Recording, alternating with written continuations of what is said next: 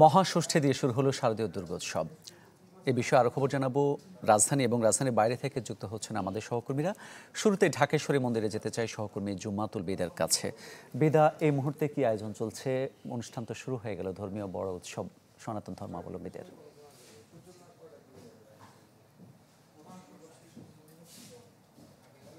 মামুন, শুরুতেই আপনাকে শারদীয় শুভেচ্ছা। মহাষষ্ঠীর যেই আনুষ্ঠানিকতা সকালে একদম বিধি মেনে নির্দিষ্ট তিথিতেই এটি সম্পূর্ণ হয়েছে, সকালের আনুষ্ঠানিকতা। এবং এ মুহূর্তে আসলে সনাতন ধর্মাবলম্বীরা একে একে আসছেন, যেহেতু অঞ্জলি তাদের গ্রহণ করা হয়ে গিয়েছে। তারা আসলে ঘুরে মন্দিরটি দেখছেন, কেউ কেউ পৃথকভাবে আসলে প্রার্থনা করছেন। এবং সকালে নির্দিষ্ট যেই তিথি ছিল সেই সময় আজকের ষষ্ঠীর যেই অকাল বোধন সেটি হয়েছে, তারপরে ষষ্ঠীর যেই কল্পারম্ভ সেই কল্পারম্ভ এবং বিহিত পূজা অনুষ্ঠিত হয়। বিহিত পূজার মধ্য দিয়ে পরিবার, স্বজন, পাড়া প্রতিবেশী থেকে শুরু করে পৃথিবী সকল মানুষের জন্য প্রার্থনা করা হয় যাতে শান্তি প্রতিষ্ঠা হয় এই সুন্দর ধরণীতে। এবং একই সাথে সাম্প্রতিক সময়ের নানা ঘটনার কথা সনাতন ধর্মাবলম্বীরা উল্লেখ করেছে আমাদের সাথে নিজেদের ভাবনার কথা জানাতে গিয়ে। এবং সেই ভাবনার জায়গা থেকে তারা জানিয়েছেন যে পৃথিবী জুড়ে যেই অস্থিতিশীলতা রয়েছে সেটিকে কাটিয়ে উঠে যাতে দেবী দুর্গা মর্তে আসার পরে তার বিদায় ক্ষণে যাতে এই পৃথিবীকে ঠান্ডা, শান্তি, শুভ্রতার চাদরে ঢেকে দিয়ে যায় সে প্রার্থনা তারা করেছেন। এবং একই সাথে জানিয়ে রাখি, চলতি বছর দেবী দুর্গার যেহেতু গমন ঘিরে শঙ্কা রয়েছে, অর্থাৎ দোলায় করে উনি ফিরবেন, সেই শঙ্কাকে আসলে পুঁজি করেই সাধারণ যে ভক্ত অনুরাগীরা রয়েছেন তারা বলছেন যে এই শঙ্কা থেকেই যাতে ভালো কিছু হয়, এমন কোনো আশীর্বাদ যাতে দেবী দুর্গা তাদের দিয়ে যায়, সেই প্রার্থনাটুকু তারা চালিয়ে যাচ্ছেন। এই ছিল আমার কাছে এখান থেকে সর্বশেষ। বিদা, আপনাকে ধন্যবাদ। ঢাকেশ্বরী মন্দির থেকে এবার আমরা রাজধানীর বাইরে যেতে চাই। আমাদের সহকর্মী দুজন যুক্ত হয়েছেন সিলেট থেকে এবং নাটোর থেকে। শুরুতে এই পর্যায়ে আমরা সিলেটে যেতে চাই সহকর্মী আজহারউদ্দিন শিমুলের কাছে। শিমুল, কি পরিস্থিতি দেখছেন? উৎসব আমেজ আসলে কেমন লেগেছে? Furniture just smarter, JMG furniture.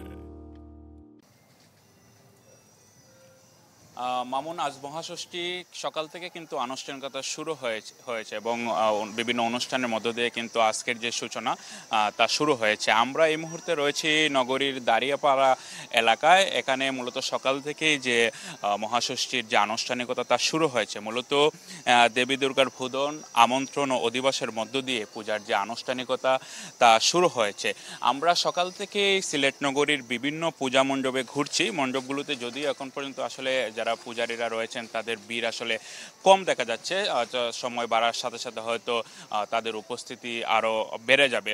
কিছুক্ষণ আগেও কিন্তু এখানে ঢাক ঢোলের শব্দ, শঙ্খধ্বনি আর উলুধ্বনিতে মুখরিত হয়ে উঠেছিল চারপাশ। এবং আমরা দেখেছি ভক্তরা অঞ্জলি দিয়ে দেবীর প্রতি আসলে শ্রদ্ধা নিবেদন করেছেন। যেহেতু আজ আনুষ্ঠানিকভাবে মহাষষ্ঠী শুরু হয়েছে, আগামী 5 দিন এই শারদীয় দুর্গা উৎসবের যে আনুষ্ঠানিকতা শুরু হলো, আগামী মহাসপ্তমী, মহা অষ্টমী, মহানবমী, বিজয় দশমীতে প্রতিদিনই ভক্তরা দেবী দুর্গার বিভিন্ন রূপে পূজা অর্চনা করবেন। এবং নিশ্চয়ই দেখছেন আমরা একটি মণ্ডপে এই মুহূর্তে রয়েছি এবং এখানে কিন্তু যারা পূজার্থী তারা কিন্তু আসা শুরু করেছেন। আমরা হয়তো পরবর্তী যে বুলেটিনগুলো রয়েছে বুলেটিনগুলোতে পূজার যে আরও আনুষ্ঠানিকতা তা জানাতে পারবো। ধন্যবাদ আপনাকে। সিলেট থেকে এবার যেতে চাই আমরা নাটোর সহকর্মী দেবাশিস কুমার সরকারের কাছে।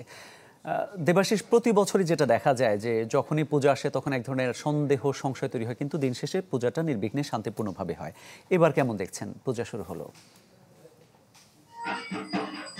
আজকে কিন্তু আনুষ্ঠানিকতার মধ্যে মন্দিরে পূজা অর্চনা শুরু হয়ে গেছে।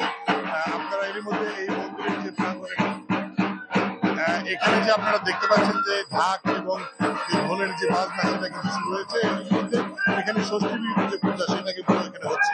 এছাড়া ভক্তবৃন্দদের যে পদচারণায় মুখরিত হবার বিষয়টি সেটা কিন্তু সন্ধ্যার পর থেকে হবে। আজকে কিন্তু যেহেতু প্রথম দিন, সেহেতু আজকে এই আপনার যে পূজার যে শুরুটা যে আনুষ্ঠানিকতা হলো সেটা আপনারা যদি একটু দেখাই তাহলে দেখা যাচ্ছে যে এখানে পূজারী কিন্তু দেবীর যে আরাধনা সেটা কিন্তু শুরু করেছেন। এরপরে চণ্ডী পূজা হবে এবং চণ্ডী পূজা শেষে সন্ধ্যায় দেবীর আহ্বান হবে, এরপরে চণ্ডী পূজা হবে। সব মিলিয়ে যে আপনারা যে দেখতে পাচ্ছেন যে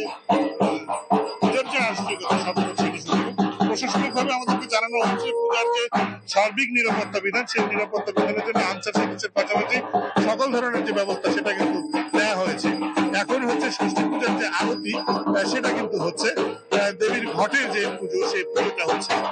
দেবী আজকে প্রতিমা আসনে নেওয়া হলেও আসনের যে দেবী পুজো সেটা কিন্তু সন্ধ্যায় যে আনুষ্ঠানিকতা সেটা শুরু হবে।